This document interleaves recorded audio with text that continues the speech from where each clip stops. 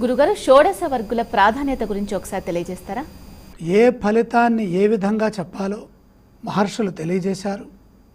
జాతక చక్రం లాగానే 16 చక్రాలని మహర్షులు మనకు అందించారు. జ్యోతిష్ శాస్త్రంలో 16 చక్రాలు ఉన్నాయి. వాటిని షోడశ వర్గులు అంటారు. అంటే వర్గచక్రాలు.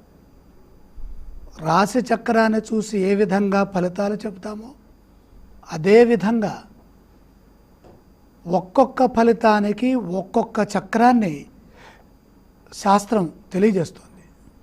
ఒక్కొక్క ఫలితానికి ఒక్కొక్క చక్రాన్ని శాస్త్రం సూచించింది. బృహత్పరాశర హోరాశాస్త్ర ప్రకారంగా మనం ఇప్పటి వరకు వరుస క్రమంలో అన్నీ తెలుసుకుంటూ వస్తున్నాం. ఈ క్రమంలో రాసుల గురించి, రాశి స్వభావాల గురించి తెలుసుకున్నాం. ఇప్పుడు వర్గచక్రాల గురించి తెలుసుకున్నాం. దాని తర్వాత అధ్యాయం షోడశ వర్గుల్ని గణిత రూపంలోకి తెచ్చుకున్న తర్వాత వాటిని ఫలితాల రూపంలో ఎలా చూసుకోవాలి అది చెబుతున్నారు. అధ షోడశ వర్గేషు వివేకంచ వదామ్యహం లగ్నే దేహస్య విజ్ఞానం లగ్నే దేహస్య విజ్ఞానం హోరాయాం సంపదాదికం. లగ్నము దేహానికి సంబంధించినటువంటి విషయములని సంపూర్ణంగా తెలియజేస్తుంది. లగ్నం అంటే రాశిచక్రం. రాశిచక్రం దేనికి సంబంధించింది? దేహచింతన.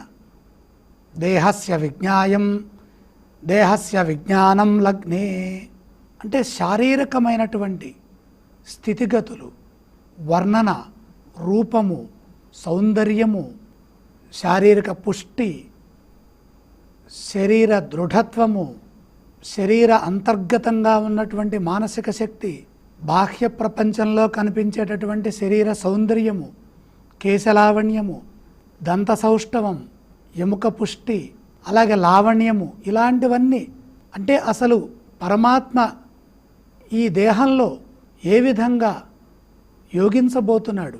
పరమాత్మ అంటే జీవశక్తి, ప్రాణశక్తి. మనం వాడేటటువంటి సిమ్ కార్డ్ అనుకుంటే ఈ దేహం మనం ఉపయోగించే ఫోను.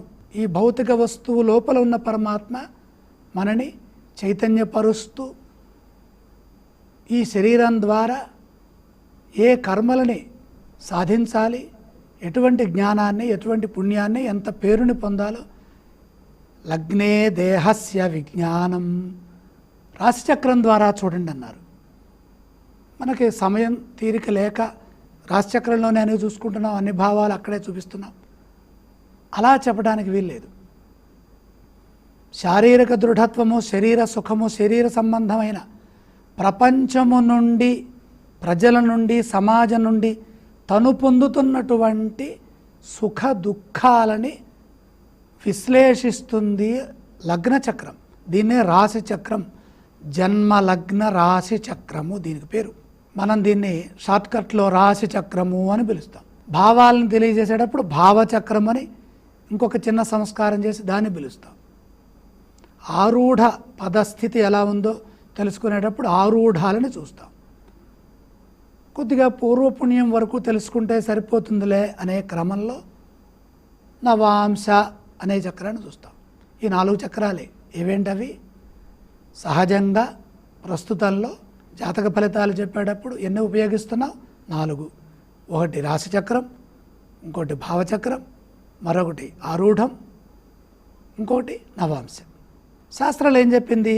లగ్నే దేహస్య విజ్ఞానం.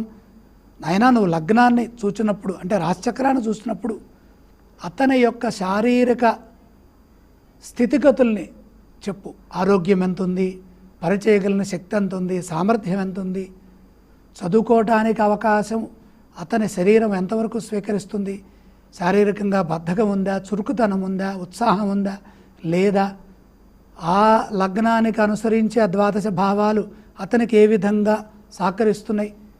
లగ్నము, శరీరము ఒక రాజు అనుకుంటే మిగతా ఈ 11 భావాలు అతనికి ఏ విధంగా సహకరిస్తున్నాయి.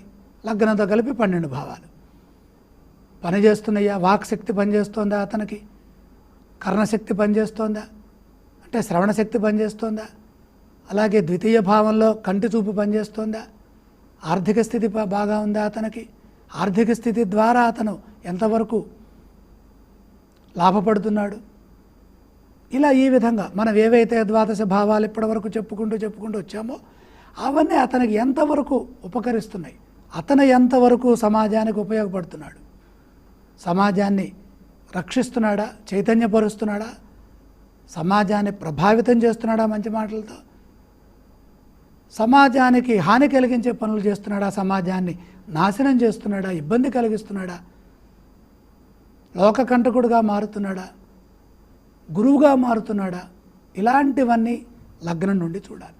ఎవరి వల్ల సహాయాన్ని పొందుతున్నాడు, తల్లి వల్ల సహాయాన్ని పొందుతున్నాడా, భార్య వల్ల సహాయాన్ని పొందుతున్నాడా, పిల్లల వల్ల సహాయాన్ని పొందుతున్నాడా, ఉద్యోగం వల్ల పేరు తెచ్చుకుంటున్నాడా, అంతా ఈ భావాలన్నీ కూడా దేహస్య విజ్ఞానం, దేహం యొక్క విజ్ఞానాన్ని తెలియజేస్తుంది. తర్వాత ఇదంతా ఏంటి, 30 డిగ్రీలతో కలిసి ఉన్నటువంటి ఒక రాశి, ఈ రాశే లగ్నంగా ఉంటుంది. మేషరాశి, వృషభ రాశి ఇవి లగ్నాలుగా మారుతాయి. మేష లగ్నం, వృషభ లగ్నం ఎంత 30 డిగ్రీల యొక్క పూర్తి స్వరూపం. ఆ 30 డిగ్రీలు 2 భాగాలు చేశాం. దాన్ని ఏమన్నాం, హోరా అన్నాం. హోరా చక్రం అంతే, 15 డిగ్రీలు ఒక హోర, 15 డిగ్రీలు మరొక హోర, సూర్యహోర, చంద్రహోర. హోరా చక్రము దేనికి సంకేతము, హోరా చక్రం ద్వారా ఏం చూడాలి, హోరాయాం సంపదాధికం, హోర ద్వారా ఆర్థిక సంపత్తిని చూడాలి. సూర్య చంద్రుల అధిష్టానంగా కలిగి ఉన్న హోరాచక్రంలో సూర్యహోరలో జన్మించామా, చంద్రహోరలో జన్మించామా, అధిక గ్రహాలు సూర్యహోరలో ఉన్నాయా, చంద్రహోరలో ఉన్నాయా, సూర్యహోరలో జన్మిస్తే సూర్యహోరలో అధికంగా మిత్రగ్రహాలు ఉన్నాయా, చంద్రహోరలో జన్మిస్తే అధికంగా చంద్రహోరలో మిత్రగ్రహాలు ఉన్నాయా తెలుసుకొని ఎన్ని గ్రహాలు మనకి సహకరిస్తున్నాయో అంచనా వేసుకొని హోరాచక్రంలో ఉన్నటువంటి గ్రహ బలాన్ని ఆధారం చేసుకొని అన్ని గ్రహాలు వచ్చి కర్కాటకంలో కానీ సింహంలో కానీ ఉంటాయి. దాన్ని హోరాచక్రం అంటాం. దానివల్ల సంపదలు వస్తాయి, ధనం వస్తుంది. ధనం అంటే ఐశ్వర్యము, భాగ్యము, డబ్బులు ఇవన్నీ అంటాం కదా, దాన్ని ధనము అది వస్తుంది, సంపదలు అన్నారు. మరి రాశిచక్రంలో ద్వితీయ స్థానం సంపదలకు సంకేతంగా చెప్పుకున్నాం కదండి. అంటే అక్కడ ఉన్న అది మరింతగా పరిపూర్ణం అవుతుందా లేదా, పరిపూర్ణత సిద్ధిస్తుందా లేదా, 99% అక్కడ ఇచ్చిన సంపూర్ణత్వం 100% రావాలి అంటే ఆ 100%, ఆ 100వ అంకె, ఆ 100వ మెట్టు హోరాచక్రంలో ఉంది. మన జాతక చక్రంలో ధనాధిపతి హోరాచక్రంలో హోరా లగ్నంలో మనకి అనుకూలమై ఉన్నప్పుడు తక్కువ శ్రమతో ఎక్కువ కాలము మన దగ్గర ఉండే విధంగా డబ్బులు మనకి వస్తాయి. లేదా కొంతమందికి ఆకస్మిక ధనలాభాలు వస్తాయి. ఆ ఆకస్మిక ధనలాభాలు ఎప్పుడు వస్తాయి, మన దశానాథుడు, ప్రస్తుత దశానాథుడు లేదా అంతర్దశానాథుడు లగ్నంలో బాగుండి హోరా చక్రంలో అనుకూల స్థితిలో బలంగా ఉండి హోరా చక్రంలో భావబలం కలిగి ఉండి అనుకూల హోరలో ఉన్నప్పుడు ఆకస్మిక ధనలాభాలు వస్తాయి. ఒక్కొక్కసారి శ్రమ చేసి మనం పైకి వస్తాం, ఉద్యోగం ద్వారా ధనం సంపాదిస్తాం, వ్యాపారం ద్వారా ధనం సంపాదిస్తాం. ఈ ఉద్యోగాధిపతి అలాగే దశమాధిపతి సూర్యుడు, సహజంగా ఉద్యోగ కర్మకారకుడైన సూర్యుడు, ఎందుకని అధికార యోగాన్ని ప్రసాదించేవాడు సూర్యుడు. అలాగే సహజ దశమ భావానికి అధిపతి అయిన శని భగవానుడు, అలాగే దశానాథుడు, వీళ్ళు కనుక హోరా చక్రంలో బాగుంటే కష్టపడి ఒక్కసారిగా పైకి వచ్చి ఆ కష్టానికి తగినటువంటి ధనము మరింతగా వృద్ధి చెందుతుంది. అనుభవపూర్వకంగా ₹1,00,000 జీతంలో ఉన్న వ్యక్తి ఒక్కసారిగా 2 లక్షలు 3 లక్షలు నెలకు సంపాదించే స్థితికి చేరిపోతాడు. లేదా మరొక బుధుడు బాగుంటే వ్యాపారాన్ని మొదలుపెట్టి, ఆ బుధగ్రహం హోరాచక్రంలో అనుకూలంగా ఉంటే సంపదల రూపంలో అభివృద్ధిని సాధిస్తాడు. శాస్త్రం ఏం చెబుతుంది? హోరాయాం సంపదాధికం. హోర సంపదలను సృష్టిస్తుంది. సంపదలు సృష్టించడానికి హోరాచక్రంలో ఉన్నటువంటి గ్రహాలు కీలక పాత్ర పోషిస్తాయి. హోరలు అనేవి 2 ఉంటాయి, సూర్యహోర, చంద్రహోర.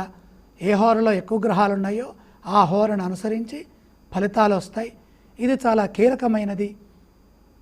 ఈ హోరాచక్రంలో గ్రహాల వ్యతిరేకంలో ఉన్న, బలం తక్కువగా ఉన్న 9 గ్రహాలకి 2 గ్రహాలే సహకరిస్తూ 7 గ్రహాలు వ్యతిరేకిస్తున్న, 9 గ్రహాల్లో 7 గ్రహాలు అశుభ స్థానాల్లో అశుభ ఫలితాన్ని, అశుభ భావబలాన్ని పొంది ఉన్న, అననుకూల స్థితి భావబలాన్ని ఇస్తున్న, అక్కడేం జరుగుతుంది? ఉన్న సంపదలన్నీ కూడా తగ్గిపోతూ ఉంటాయి. కాబట్టి ఐశ్వర్యం పెరగటంలో హోరాచక్రంలో ఉన్న గ్రహస్థితిని కూడా అంచనా వేసుకొని, ఆ గ్రహస్థితిలో ఇప్పుడు ఏ దశ నడుస్తోంది, దేనికి సంబంధించిన గ్రహం పరిపాలిస్తోంది, ఆ పరిపాలనా గ్రహం, ఆ అంతర్దశ గ్రహం, అసలు మనకి డబ్బులు ఇప్పించే గ్రహం ద్వితీయాధిపతి హోరాచక్రంలో ఎక్కడున్నది పరిశీలన చేసుకుంటూ కనుక ముందుకు వెళితే అద్భుతమైన ఫలితాలు సిద్ధిస్తాయి. చూశారు కదా, ఇవాల్టి ద్వాదశ రాశుల ఫలితాలతో పాటు ఎన్నో విషయాలు తెలుసుకున్నాం కదా. ఇది ఇవాల్టి వారఫలం కార్యక్రమం. మరో వారఫలం కార్యక్రమంలో మళ్ళీ కలుసుకుందాం. అంతవరకు సెలవు. నమస్కారం.